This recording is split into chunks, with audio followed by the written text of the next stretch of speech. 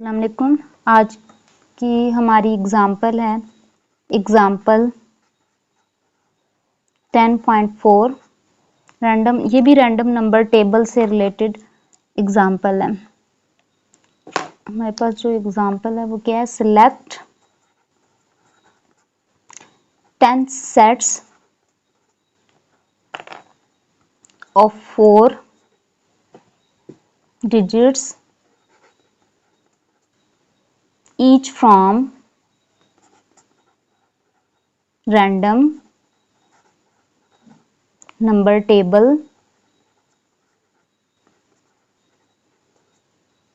and find the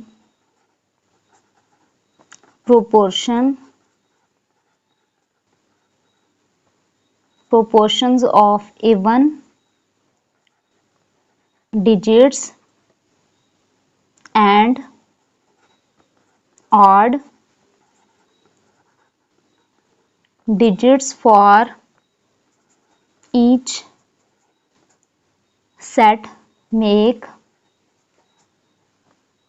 frequency distributions of the proportions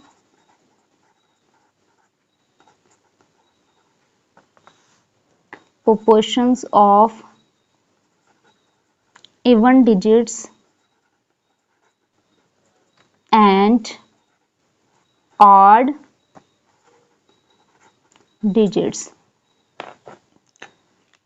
question के according, example के according हमारे पास हमने यहाँ पे 10 सेट्स लेने हैं, ठीक है, और उसमें 4 डिजिट्स जो कंसिस्ट करना चाहिए 4 डिजिट्स पे, each from the random number table. और लेनी कहाँ से है वैल्यू, रैंडम नंबर टेबल में से आपने 4 डिजिट्स लेने, 4 डिजिट्स के 10 सेट्स को सेलेक्ट करना है एंड फाइंड द प्रोपोर्शन, और फिर उसकी प्रोपोर्शन कैलकुलेट करनी है ऑफ इवन डिजिट्स और ऑड डिजिट्स दोनों के लिए, हर सेट की, ईच सेट, हर सेट की आपने इवन और ऑड डिजिट्स की प्रोपोर्शन फाइंड आउट करनी है।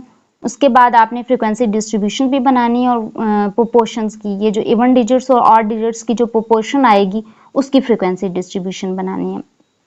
तो सबसे पहला स्टेप हमारा क्या होगा, हमने 10 सेट्स लेने हैं 4 डिजिट्स के रैंडम नंबर टेबल से। तो पहले हम रैंडम नंबर टेबल ले लेते हैं, ठीक है, और वहाँ से पहले यहाँ पे हम सोल्यूशन जो स्टार्ट करेंगे, इसमें हमने 10 डिजिट्स लेने हैं तो हम यहाँ सीरियल नंबर लिख लेते हैं। उसके बाद है रैंडम डिजिट्स जो हम लेंगे,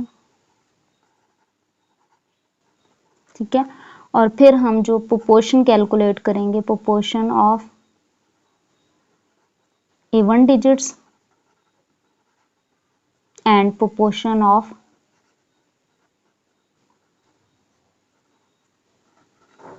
ऑड डिजिट्स। अब हम सीरियल नंबर से 10 वैल्यूज हमने 10 डिजिट्स हमने लेने हैं, 10 सेट्स लेने हैं 4 डिजिट्स के। तो हम यहाँ सीरियल नंबर लिख लेते हैं 1 2 3 4 5 6 7 8 9 10। अब हम डिजिट सेलेक्ट कर लेते हैं रैंडम नंबर टेबल से।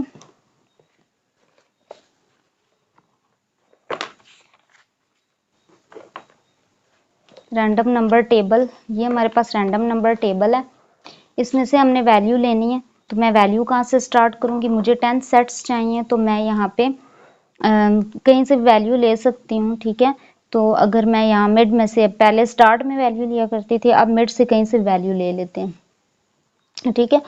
आप जो भी यहाँ से वैल्यू लेगा, जो अपनी मर्जी से लेंगे, आप चाहे स्टार्ट से स्टार्ट करें या मिड से स्टार्ट करें, आपकी वैल्यूज डिफरेंट होंगी पर आपके रिजल्ट्स सेम आएंगे।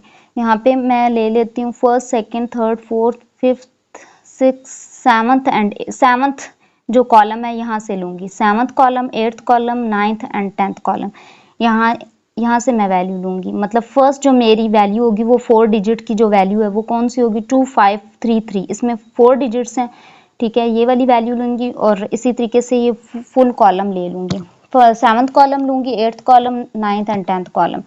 48 नेक्स्ट वैल्यू होगी 4805, उससे नेक्स्ट वैल्यू 8953। यहाँ पे कोई लिमिट नहीं है कि हमारे पास क्योंकि हमें लिमिट नहीं दी, सिर्फ हमें ये कहा है कि 10 डिजिट्स आपने लेने। मैं यहीं से वैल्यू ले लेती हूँ 10 सेट्स की वैल्यू। फर्स्ट जो मेरी वैल्यू बन रही है वो है 2533, 4 डिजिट्स होने चाहिए इसलिए मैं अलग अलग लिख रही हूँ। 4805, यहाँ पे लिमिट नहीं लिखी, यहाँ पे सिर्फ 10 सेट्स लेने हैं इसलिए हम वैल्यू इसमें से कोई वैल्यू स्किप नहीं करेंगे। 8953 फिर 2529, नेक्स्ट वैल्यू है मेरे पास 9970,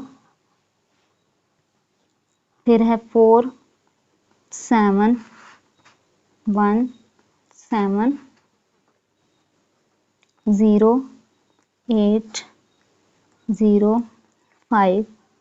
7602,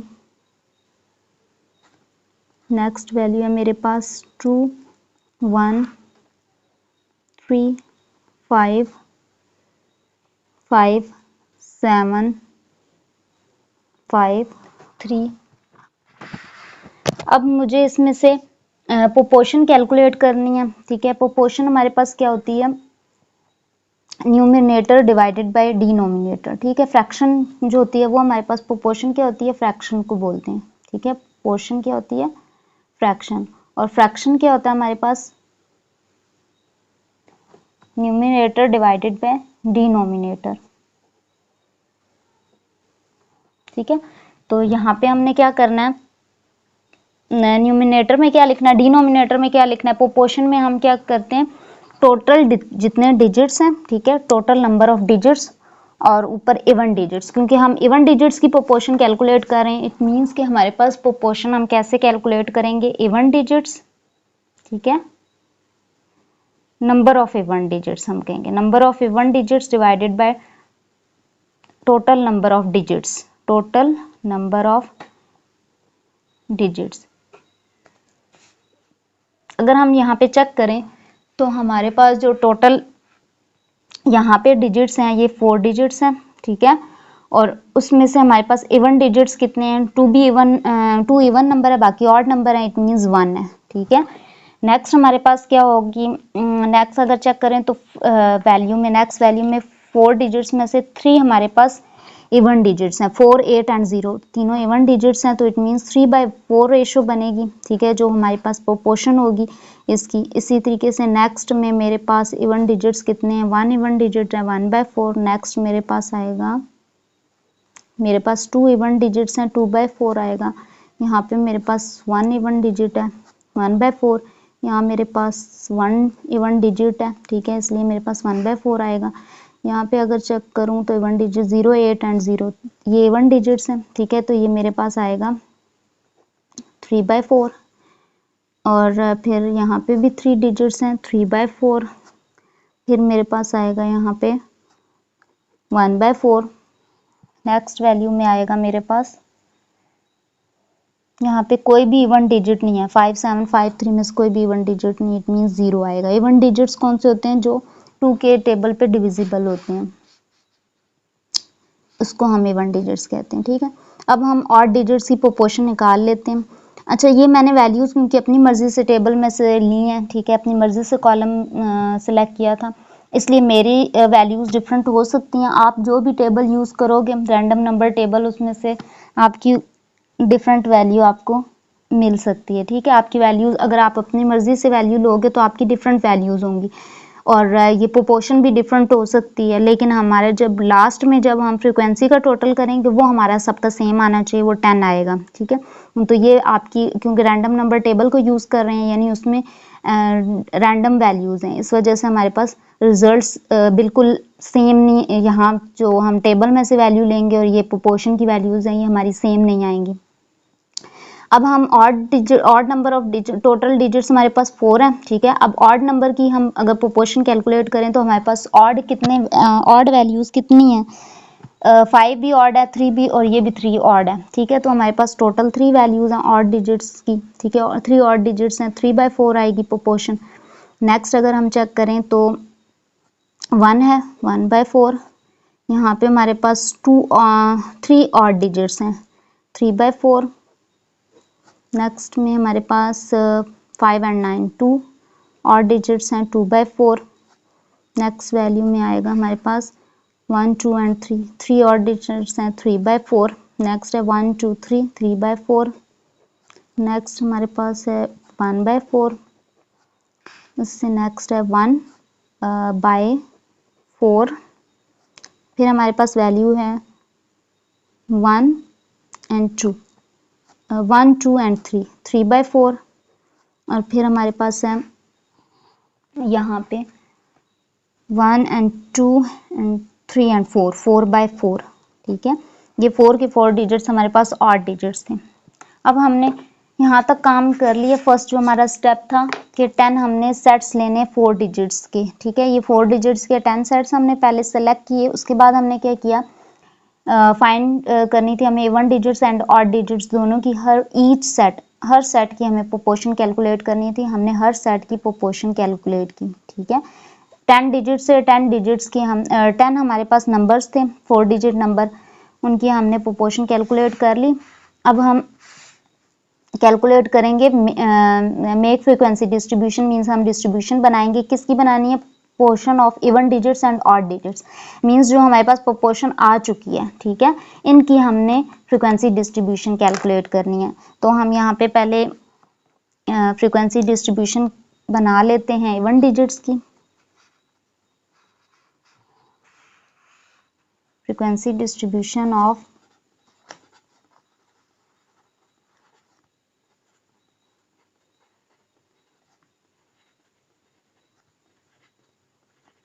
इवन डिजिट्स।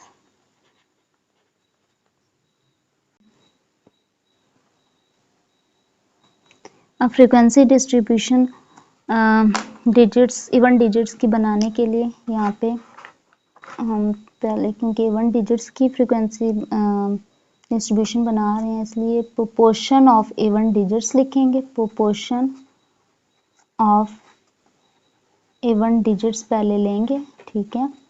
फिर इसकी फ्रीक्वेंसी हमने लिखनी होगी and then relative frequency, relative frequency भी हम लिख लेंगे, ठीक है।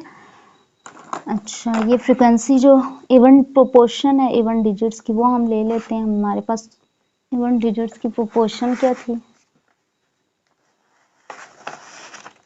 हमारे पास यहाँ पे प्रोपोर्शन जो इवन डिजिट्स की हम असेंडिंग ऑर्डर में लिखेंगे।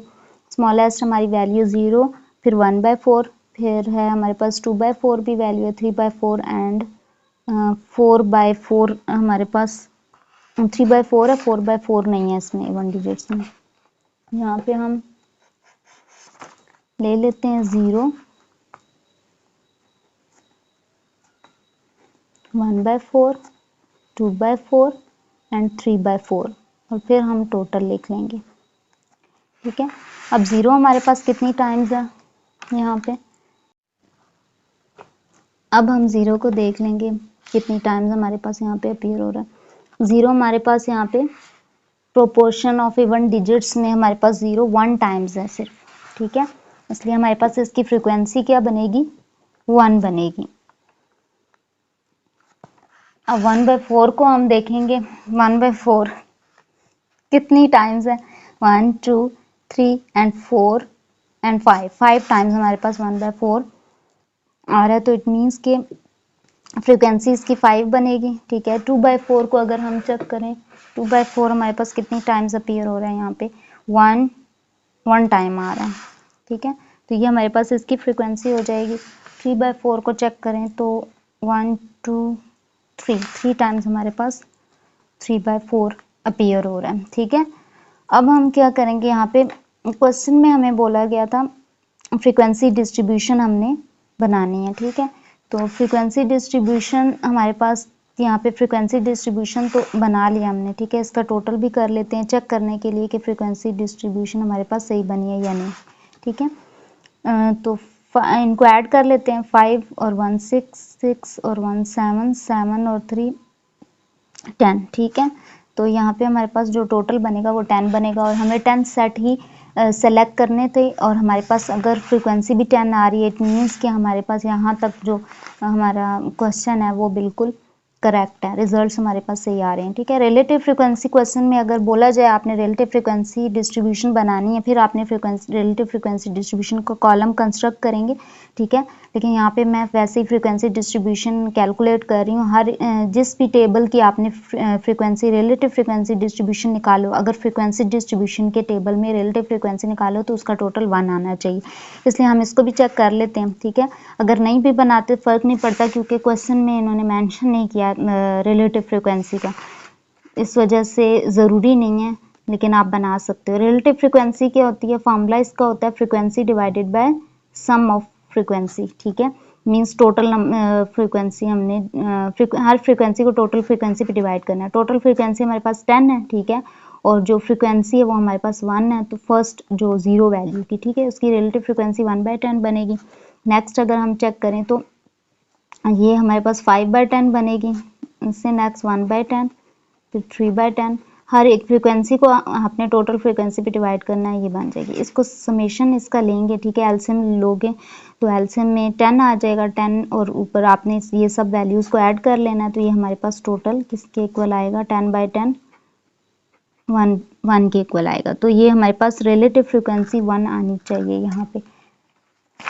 अब हम यहाँ पे हमने प्रोपोर्शन ऑफ जो फ्रीक्वेंसी डिस्ट्रीब्यूशन बनाई है वो इवन डिजिट्स की बनाई है। अब हम जो फ्रीक्वेंसी डिस्ट्रीब्यूशन बनाएंगे वो प्रोपोर्शन ऑफ ऑड डिजिट्स की बनाएंगे। तो पहले हम यहाँ हेडिंग दे देते हैं फ्रीक्वेंसी डिस्ट्रीब्यूशन ऑफ